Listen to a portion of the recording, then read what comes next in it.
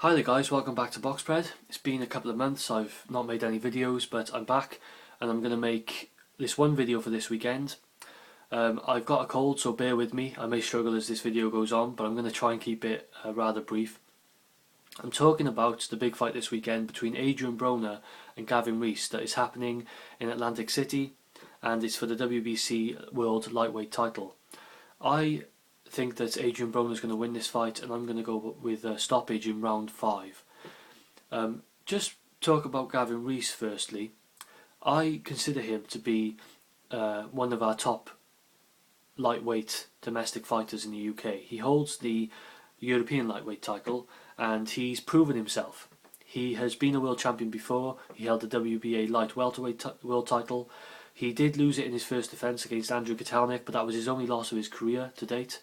And since then he went on a bit of a rebuilding patch. He won the light welterweight prize fighter tournament, and then he started to drop weight a bit and he went to lightweight, and now he won the vacant European title against Andy Murray, and then he went up and he's just worked his way through. He's beaten the likes of Anthony Mazache in France, who in himself is a bit of a tricky customer, and also he's beaten Derry Matthews, who got to the final of a recent prize fighter lightweight. And all in all, I'm glad that Gavin Rees is getting this opportunity. I would like to see him fight Ricky Burns as well, or even Kevin Mitchell for that instance. But I'm glad he's getting this opportunity before then, because if he were to lose a fight domestically against those guys, then he would have probably never had this opportunity against someone like Adrien Broner in the US, a chance to go across and have that experience in his career. So I'm glad he's getting this opportunity, and I think he definitely deserves it. And he's, all in all, a rather underrated boxer. I don't think anyone other than Burns or Mitchell domestically really could come that close to him. I think the only other guy maybe would be Terry Flanagan, who won the prize fighter tournament, that prize fighter tournament, beating Derry Matthews in the final. But he is kind of unproven yet. He's still coming up, and he'll have his opportunity to shine in the future. But I think in terms of guys who have mixed it for a while now and who are well known and proven, I think he's definitely one of our best. So I'm glad he's getting this opportunity. Like I said, he held the light welterweight world title before. He's only ever lost once. Something that may work against Gavin Rees in this fight is that he's not really a heavy-handed fighter. He's not really got a lot of power. Now, he's not exactly a feather-fisted fighter, don't get me wrong, but he's not the type of guy who scares you with his power. So there's a question mark: will he be able to get the respect of Adrien Broner at the start of this fight in particular?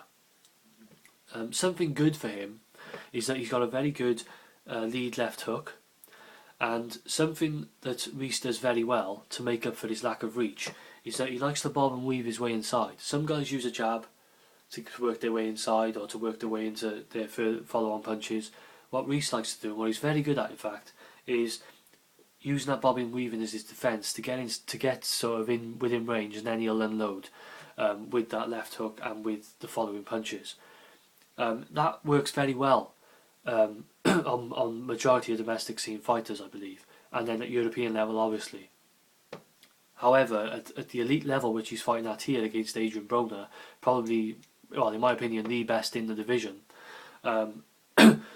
he, I think, will come unstuck. If you watch his last fight against Derry Matthews, early on, Gavin Rees had some success with that style. He was able to, against the rangy Derry Matthews who had a jab, he was able to work his way inside, slip the jab and come through with his left hook and follow up with the punches. But then Derry Matthews kind of fathomed something out in his brain, that if he was able to use his range, and as Rees moves in, to just take one step back, then you are creating a bit of distance, whereby when Rees moves in, you're able to step back and give your lead left hook of your own. Now, the reason you're able to do this is because a disadvantage or negative to Rees's game and his style, I believe, is that although he's quite good at doing that up to a certain level, his defence while doing it is not the best. He does leave himself open on quite a lot of occasions. So someone who's able to time him and who's able to take that step back, is able to actually lure him in to a trap. And when you set that, if you've got a guy who can set traps like that, and a guy who's got a fantastic lead left hook and a very powerful lead left hook, you have a slight recipe for disaster. Unfortunately for Gavin Rees, Adrien Broner is someone who has an exquisite lead left hook. It's very powerful, and something I think is going to be a danger in this fight. In fact, if I have to bet on the punch that's going to end this fight, then I'm going to go for a lead left hook from Adrien Broner. The other thing is that although Adrien Broner is about the same height as Gavin Rees, I believe, he has quite a reach advantage over him. So something that Adrien Broner is going to be able to do, if I was Adrien Broner's trainer, if I was working on this fight with him, I would tell him to lay the trap, set the trap.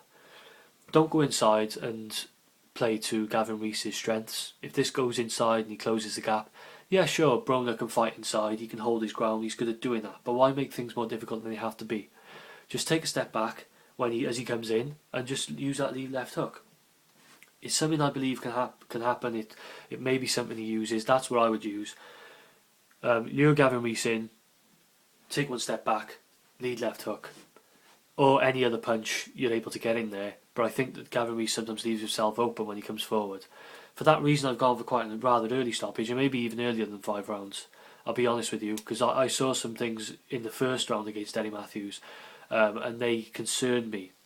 And I felt that if that was Adrien Broner on the other side of the ring with him, he may be down already. You know, if Broner can land a clean, accurate punch, it may really hurt Gavin Rees early, and could get him out of there even earlier than 5 rounds, which is what I'm predicting. Just looking briefly at Broner, we know the score. His last 5 fights have been by stoppage. He's fought decent opposition, particularly in his last fight against Antonio DeMarco. And he has quick hands, speed and power. Now Gavin Rees is quite a quick-handed fighter. He's quite an energetic fighter. He's going to have to get close to Adrien Broner, but I'd like to see him coming in with his hands up. Okay, I want to see him coming in with his hands up, trying to close the gap and mix it up with Adrien Broner. Make things difficult for Adrien Broner. Make things, make it into a war, make it into a scrap. There's no point trying to box from the outside. He doesn't have the reach or the style for it. He wants to get inside, but rather than bobbing and weaving himself in and using purely head movement as defence, what I want to see Gavin Rees doing is holding his hands up.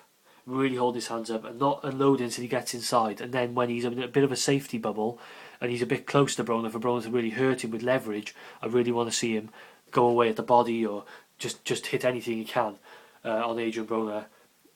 But he needs to get inside with his hands up, not leave them down, because I think that's the recipe for disaster. I actually think that's what's going to happen, as I mentioned. So I'm going for Adrien Broner in 5, and I take nothing away from Gavin Rees. I think he's a very good fighter. He's a tough guy, but you get to this level now, world level, elite level, where there's a very fine line between the best and the not good enough. And I really think that Gavin Rees has picked the toughest guy he can face, and I think he's going to come up just short in this fight. But I wish him all the best, and I hope that he goes over and really represents Wales well, because I know he will. I know regardless of the result, he'll go in there and he'll really give it his all, and he may just surprise us, because never underestimate Rees, like you don't want to underestimate Ricky Burns. These guys can think as well, and he may pull off something that I'm missing here. So best of luck to Gavin Rees, but I think that Adrien Broner takes this in 5. Thanks for sticking with me, guys. Thanks for watching, and I'll hopefully be getting some more videos up pretty soon, probably for next week now. So thanks for watching. This is Box Red, and I'm out.